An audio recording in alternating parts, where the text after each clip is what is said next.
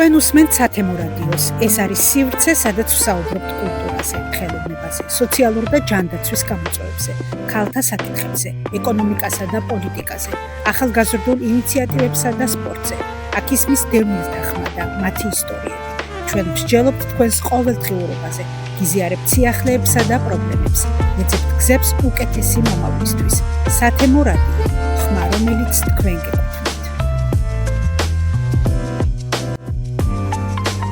მოგესალმებით ძვირფასო მეგობრებო, ვინც გვისმენს, ვინც გვიყურებს, ვინც ჩვენ გადაცემას უკვე სოციალური ქსელით უკვე ნახავს, ან ჩვენს გათავსებულ ვებგვერდებზე.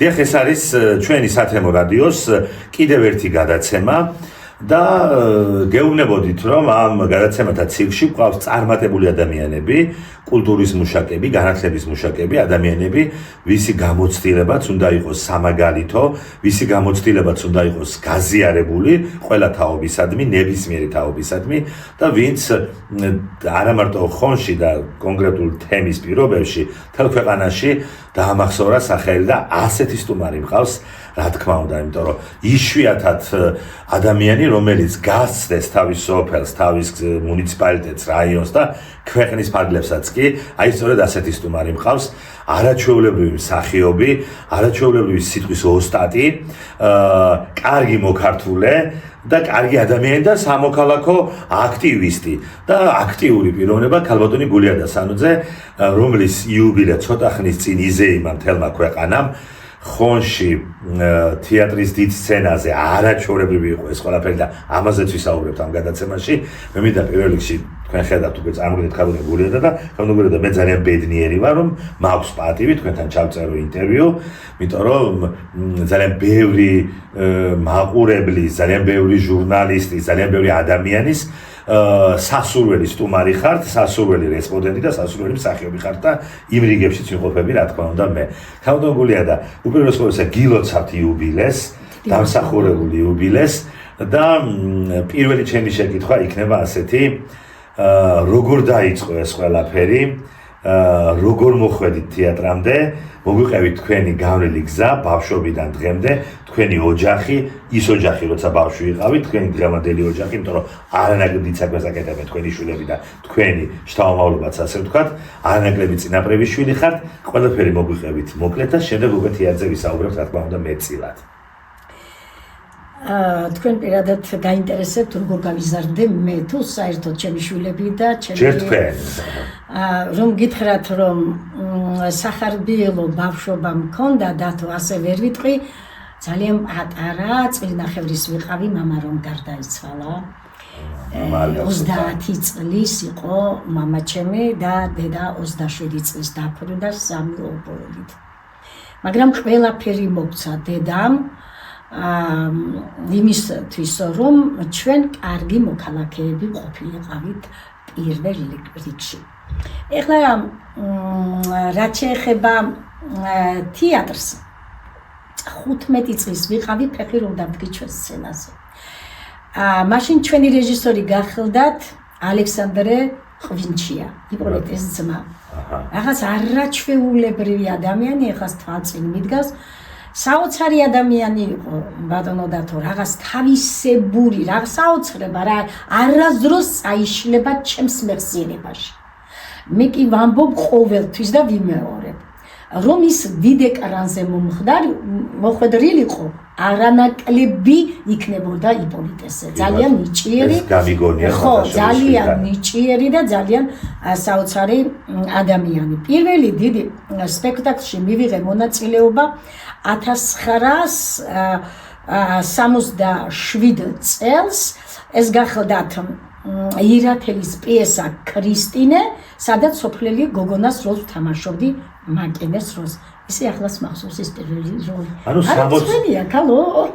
სოფლი ჯუტურს უყურებ? ამეიცმინი აითვალები. ვისი და საცინი შენ კი ხარ? ვაი, მართლა ვაი უბედურები. რავა, შენისთანა ანგელოზივით ქალსაცინიან თუ? ზუსტად ვიყავი 16 წლის რა, 17 წელია სცენაზე ხართ, ხო? დიახ, ასე გამოდის. ასე გამოდის რომ 60 წელია და მე გამიმართლა იმით ბატონო დათო რომ საოცარი ადამიანები იყვნენ აქ. საოცარი მსახიობები, ვისგანაც ვისწავლე ყველაფერი კარგი, რაც კი შეიძლება მიიღოს ადამიანმა. დირექტორი ყავდა მაშინ ტატიანა ჩიხლაძე და რეჟისორი მარკი ბახტაძე. ესენი ვინ არიან, იცი? ჩვენი მამუკა ბახტაძის ბებია და ბაბუები. ჩვენი ყოფილი პრემიერის. საოცარი ადამიანი, რომლებმაც ძალიან ბევრი რამ მომწეს. ჩვენს ხელში გაიარა საოცარმა ადამიანებმა. უნიჭიერესი, ულამაზესი ციციტაბიძე. თითით საჩვენებელი ქალბატონი. თავისი ღირსებით საოცარი მსახიობი დურმიშხან მენაბდე. უნიჭერესი მსახიობი გურამ უგულავა, რევაზ შამათავა, ზურა ბაბზიანიძე. მე მქონდა შესაძლებლობა დათო რომ მე ვარ ჯუმბირლეჟავას სახელობის მეცნიერება და მრავალპროფილიანი საერთაშორისო აკადემიის წევრი და ვიცე-პრეზიდენტი ამ აკადემიის ჩემს რაიონში და გამოიცემა ჟურნალი ათინათი, სადაც შევძელი რომ ეს ჩემი მეგობრები გამეცოცხლებია იქ და რამდენიმე წერილი მიუძღვენი ქალბატონ ციცის, ბატონ რევაზ შამათავას, ბატონ ზურა ბაბზიანიძეს და მაქვს კიდე და ნელ-ნელა დავბეჭდა, იმიტომ რომ მინდა რომ ძველმა ეს ძველი თაობები ძველი თაობა ახალ თაობამ იცოდეს. ასეთ ადამიანებს ვერ შეხვდები ვერსად. განსახიერება იყო პატიოსნების, რაღაც ჩვენი ადათების დამცველები, არ ვიცი, მათ ხელში თავს გრძნობდი, მე გითხარით რომ მე მამით ობოლი ვიყავი და ყველა მეფერებოდა როგორ და ვერ გრძნობდი ამ იმას. არ არსებობს რომ ყოველთვის ქალბატონი ციცი აუცილებლად მომიტანდა ახალ კაბას და ჩამაცნებდა, რომ მე თავი არ მეგრძნო. ესეთი ეხლა რომ ახსენდება მეტირება ხოლმე. გვერდში მედგა დიდი და პატარა, ძალიან უყვარდი და მეც ძალიან მიყვარს და ეხლა რომ შემოვდივარ თეატრში დათო, იცი რა როგორ ვარ? ყოველ კედლიდან აი კარები მგონია გაიღება და დამიძახებენ. კვაღინა, სადახარ, კვაღინას მიზახოდნენ ზედმეტ სახელს. და რატო? რატომ და სულ ვიცინოდი და ეგ სახელი არ ვიცი რაღაც ლამაზ ყვავილსო თუ რაღაცას ნიშნავს, არც კი ვიცი რას და მარკი ბახტაძემ შემართა და წარმოიდგინე 60 წელია ამ სახელის შემრჩა ბოლომდე. ხო, და კვაღინას მიზახოდნენ. რო შემოვარ თეატრში, აი მგონი ახლა ეს კარი გაიხება. ანის კარი გაიღება მეორე და დამიძახებენ. რატო დააგვიანე ყვაღანა? სადახარ ამდეხანს? ნუ საოცარი ხალხი იყო. ეს იყო არ ვიცი, მადლობა უფალს რომ ხართან მომიხდა. ბატონო დათო, ქალბატონ გულია და ბედნიერი ქალი ხართ. იმიტომ რომ შედეგით ყველანაირად, შედეგით როგორც დედა, როგორც ქალი, როგორც პიროვნება, როგორც მოქალაქე, როგორც მსახიობი. ეხლა 75 წლისა, 76 წელიწადში ხარ და სცენაზე დგახართ, აი ცეცხლს ვთქვათ. ნუ ენერგია გაქვთ იმხელა, მე ჩვენ კიდევ ვილაპარაკებ თქვენ სხვა პროფესიებზე და თქვენ სხვა საქმიანობებზე, და თქვენ პარალელურად თან კარგი შვილები გაზარდეთ. ვუთხრათ მაყურებელს თქვენი შვილების შესახებ. მე მყავს ორი ვაჟი, ედვარდ გულავა და იაგო გულავა. ცნობილი პოეტი, ძალიან გახლავს და იაგო ცნობილი ხატმწერი გახლავს. და მართლაც ბედნიერი ვარ, რომ უფალმა გამოიმეტა ასეთი დიდი ჯილდო ჩემთვის და დიდება მის სახელს და არ ვიცი, ხანდისხან ფიქრობ როგორ შევძელი, მაგრამ შეძლო ეს ჩემმა შვილებმა.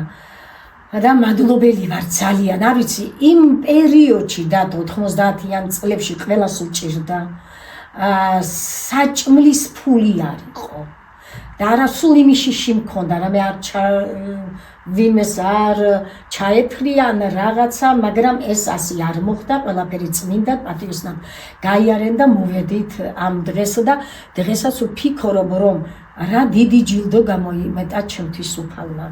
ძალიან დიდი ჯილდო და ბედნიერი ვარ ძალიან ამ მხრივ რომ შვილებმა გამიმართლა და ამაზე მეტი ბედნიერება არ არსებობს. ქავდონგულია და როდესაც მაიაწნეთელში ითამაშეთ თავარი როლი მაშინდელი პრესა, რომელსაც მე გავეცანი, წერდა რომ თქვენ გადარებდნენ ძალიან დიდ არტისტებს და მეტიც. ამბობდნენ რომ ყველაზე საუკეთესო მაიაწნეთელი იყავით საქართველოში, მაშინ ვისაც უთამაშია. ეს დიდი აღიარებაა, რა თქმა უნდა, როგორ გაიხსენებთ ამ პერიოდს? სამოქალაქო ომი იყო. დაქევახსენოთ ბატონმა გიორგი რატიანმა ეს სპექტაკლი. და ბატონი გიორგი რატიანი გადმოსული იყო იძულებით იყო რა მის აქაურია წარმოშობით აქ ცხოვრობდა ჩამოვიდა სოხუმიდან სახალხო არტისტი უნიჭიერესი მსახიობი და მინდა რომ დიდხანს იცოცხლოს ჯანმრთელად იყოს და ბედნიერად იყოს თუ რამეს წარმოვადგენ სწორედ მან ჩამოაყალიბა ჩემში ბევრი რამ ეს იყო ნამდვილი აკადემია მასთან მუშაობა. ჯერ მეტყველებაში ვამეცადინებდა. მე ის არც ფიქრობდი თუ კი მე ვითამაშებდი მაიაწნეთელს, მაგრამ როგორც კი შემოვიდა იმ წუთში თქვა, თქვენ იქნებით მაიაწნეთელი. ეს იყო საოცრება სახალხო არტისტთან უნდა გეთამაშა, მეფე ერეკლე იყო და მე თამაშობდი მაიაწნეთელს და მართლა საოცრება იყო ეს ასე 2000 დაახლოებით 94 წელი. 90-იანი წლები. დიახ. და მაშინ ძალიან სერიოზული ამბები იყო, დიდი გადატრიალება, ხონში მithumetes პოლიგონი იყო ლამი. დიახ, გრუხუნი არ ჰქონდა ელემენტარული სინათლე. ფანჯრებს, კარებს აღებდნენ თეატრისას. მე ლამპის შუქზე გავდიოდით რეპეტიციებს და პრემიერა ვითამაშეთ დვიჟოკზე თუ არ ვწდები. მაპატიე დვიჟოკი კაპელად ხო. და გენერატორზე მაპატიეთ. ხო და ამაზე ვითამაშეთ. მაგრამ ძალიან დიდი სტიმული მოგცა ბატონმა გიორგიმ და გვითხრა, არასდროს დამავიწყდება, რომ თქვენ ჩვენი თეატრის ვერიკო ანჯაფარიძეები, გიორგი, ესე იგი გოგი საღარაძე და აკაკი ხორავეები ხართო. ნუ ეუნებოდა და ეს მოწონდა ძალიან ჩვენი დასი და ესეთი და და ნაწყეთ ხომ არ წაგიგითხავდით წნეთელი და თუ გახსოვთ. შემიძლია წაგიგ მხოლოდ პატარა ნაკვეთს ყოველთვის ან რაღაცით ვამთავრებ და გამიკვირდა იუბილეზე რა დავამთავრე. არა მეფეო. ზმედაცემულ ბატონებს ხალხად ნუ მიიჩნევთ. ხალხი დიდია. იმისი ძალით შენ საქართველოს დიდებას იცავ. კვლავ ლაშქრობა, ომი, აი ღმერთო დიდებულო, შენ დაიცავ ქართველი ხალხი. ერეკლე მეფე ომში იყოს და მე აქვეგდო, ეჰეი, დარაჯნო, კარი გამიღეთ, ერეკლე მეფესთან ომში მსურს წავიდე. ნუ დაახლოებით ეს კი რაღაცა. ქავდონგულია და საიდან ეს ამხელა ხმა თუნდაც ამხელა ხმა, იმიტომ რომ არტისტია ხმა არის, დავიწყოთ აქედან თვალია, ენერგია, ემოცია არტისტი. ყველაფერი გაქვთ აბსოლუტურად და ღმერთმა ძალიან დიდხანს გამყოფოთ. ასეთ ასაკში მაინც ეს ენერგია ეს რა საიდუმლო გითხარით საიდან? გარდა იმისა, რომ ღმერთმა უნდა გვეიღბლოს ეს ყველაფერი, არ არსებობს თქვენ რაღაცა ძალას ვერ გაძლევთ რა. ხო, არ ვიცი. ვერაფერს გეტყვი ბატონო და რომ ისე ფიზიკურად ძალიან მიყვარს შრომობ. თქვენ გაგიკვირდებათ, რამდენ რამეს ვაკეთებ. აი თქვათ მაგაზე, თქვენ სოფელში ძროხასაც უვლით, ეზოსაც უვლით, გარდა იმისა, რომ კარგი დედა ხართ და ახლა თქვენ შვილებს გაზდაღაჭირდება, მაგრამ უვლით ყველაფერს ოჯახში. და გარდა ამისა, ერთ-ერთი პირველი საოჯახო სასტუმრო შექმენით და მას მიზნობთ უამრავ უცხოელ ტურისტს. და წარმოიდგინე, დათო, ძალიან უბრალო სასტუმროა. ძალიან თუ მოვიდოდა ხალხი არც მეგონა, მაგრამ ეს სახლია 200 წლის ჩემი მეუღლის ბაბუასი. ეთნოსახლად აქციეთ. რომ გავიჭირდა ცხოვრება, წავედით იქ და მოვაშენეთ ფუტკარი. მე კი დამეხოცა, ფუტკარი ძალიან ბლომად მყავდა და დამეხოცა. მოაშენეთ თხილის პლანტაცია, საქონელი, ვიცებთ ყველაფერს, რაც არის ჩვენ ბაზარზე არ გავდივართ, ავკიდებლად არაფერს, ჩვენი სურსათი გვაქვს. ხო და მე ვიფიქრე, რომ მოდი ნახოთ სასტუმროს, ეკონომიურად მაინც გვიჭირდა ხო ხალხს მაშინ ისეთი პერიოდი იყო და 10 წლის უკან, 10 წლის უკან გავხსენი საოჯახო სასტუმრო, უბრალოდ დავდებით რა, ერთი ოთახი, ორი ოთახი. სენსაცია მოხდა ბატონო და გავიდი მსოფლიო ბაზარზე. მე იწერება ისეთი ინფორმაცია მილიონი რო დახარჯო, ასეთი ინფორმაციას ვერ დაგიწერე. უბრალოდ რა არის ახლა მთავარი აქ? მიმათ უყურება რა ის რომ მე ფული წავართვა, ან რაღაცა პირიქით. აი როგორც აი ელჩი ხარ პრაქტიკულად აი მინდა რომ პირველი შენი ქვეყნის ინსტიტუტში როცა უცხოელს ელაპარაკებ. შენი ქვეყანა აი ნახონ მათმა როგორები ვარ ჩვენ კონკრეტულად თქვენი ბიზნესი. და ხო, და არა ჩემი ბიზნესი. და იმდენად ხვდებიან ამას ესენი ყველაფერი წარმოიდგინე. არ მიდის ისე არავინ თუ ზედმეტი არ დაგიტოვათ ახლა. თვითონ ტოვებენ. აიღებ ახლა მინდა საწოლი გაასწორო რაღაცა ხედა ბაჯიშვის ქვეს ფულიდებს. საოცრება ხდება, არ ვიცი. არის შემთხვევები დაუშვათო რომ მაგალითად ინგლისელი გოგონოები იყვნენ შაშანწინა ჩვენთან არ იყო ბანკომატი მაშინ გადასახურდავება ფული ბოლოს და ტირილი დაიწყეს ბავშვებმა მეთქვი რატო ტირიან გოგოები მე ჩემს რძალს დაურეკე კარგად ფლობს ენებს და გაიგო იმან რომ ბანკომატი რომ ახსენეს მივხვდი რომ ფული ვერ გადაახო ვეფერები აი მამა ვეუბნები არაფერი ამის ინგლისური გადავემზადე ბატონო დათო ერთი თვე გადავემზადე ჩავაბარე მოვიპოვე სერტიფიკატი და ერთი კვირის მერე დავავიწყდა ყველაფერი ხო და ჩამოდის ტურისტი ხო no English no given no plus პრობლემა no ვეუბნები და ყდებიან სიცილ პრობლემა არ არის ვაგებინებთ ერთმანეთს ხო და ეს რა კი ამ გოგონებს მოხდა ისე რომ თურმე ფული ვერ გადაახურდავეს და იფიქრეს რომ ალბათ გაგვაგდებენ რამე მოვეფერე როგორც ჩვილებს ისე საჭმელის ვაჭამე ქუთაისში მეორე დილით რომ წავიდნენ სამგზავრო ფული ჩაუდე შეიძლება აწაიყვანონ შოფერმა და რაღაცა ხო და საჭმელიც გავატე ამათმა დადვეს შემდეგ ესე იგი კომენტარები მე არ ვიცი რა საოცარი კომენტარები და მე თუ ვახარებ ტურის ისინი ძალიან მახარებენ რა ონხრივი სითბო და სიყვარულია და ის ამბავი კი იცით იმასაც მოუყევი ბატონ გიას ტელევიზიით გადაცემაშიც იყო ორი ინგლისელი რომ მოვიდა დიახ ხო ხო და არ ვიცი ინგლისური და ქალი ცოტ-ცოტას ლაპარაკობს რუსულად და ვეუბნები საიდან მეთქი და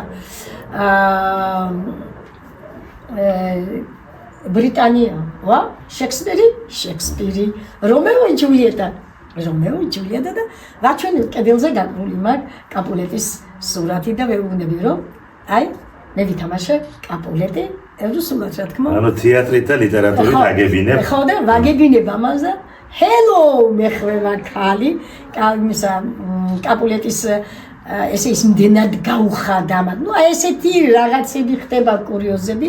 ის იშვიათი გამონაკლისი ხართ, რომელიც რასაც ასწავლეთ, იმაში თან ხართ პირველი. თქვენი ლექსიც რომ წაგვიკითხოთ ერთი რომელიმე.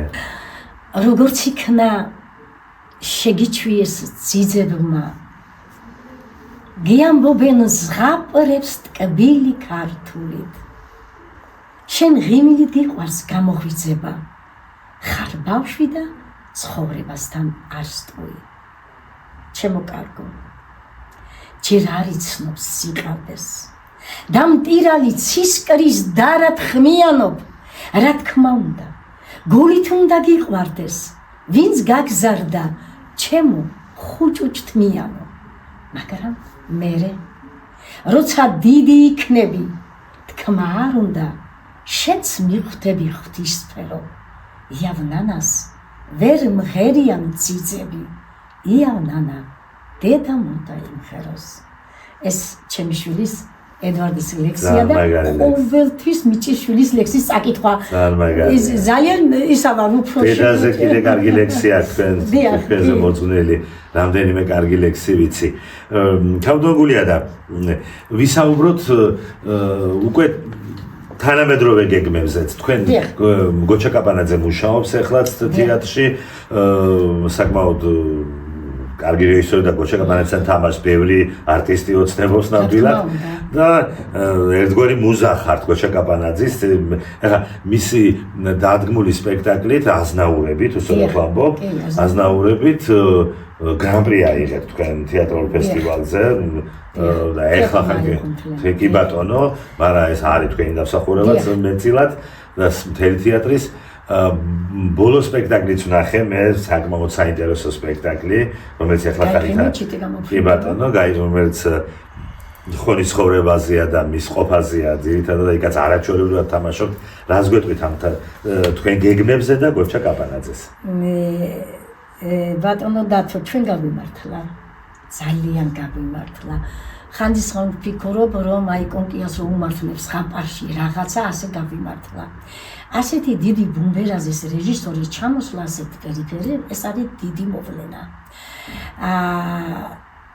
თანაც რა უბრალოა. ამ დროს რა დიდია. ისეთი დამოკიდებულება აქვს და ბატონო არ დამძახო ბატონო გოჩა. არა და აი მერიდება როგორ არ დაუძახობ, რაღაც საოცარია. ძალიან გვიყვარს ყველას, დიდს და პატარას. ძალიან ბევრ მაგალითს ვიღებთ როგორც პიროვნებისა, სიყვარული, სიტბო, ყველაფერს სიკეთეს რომ ასხივებს ეს კაცი. ერთხელ ხუმრობით გეტყვი ახლა ახლობელი მირეკავს და როგორაა თეატრში საქმე და მთელი ამბავი და გავიგერო ახალ პიესაზე მუშაობ და ვინ დგამს პიესას? მოთხარი რეჟისორი ბატონო გოჩა. კაი ახლა რისატყუებს შენ? ბატონი გოჩას რა უნდა ხონში?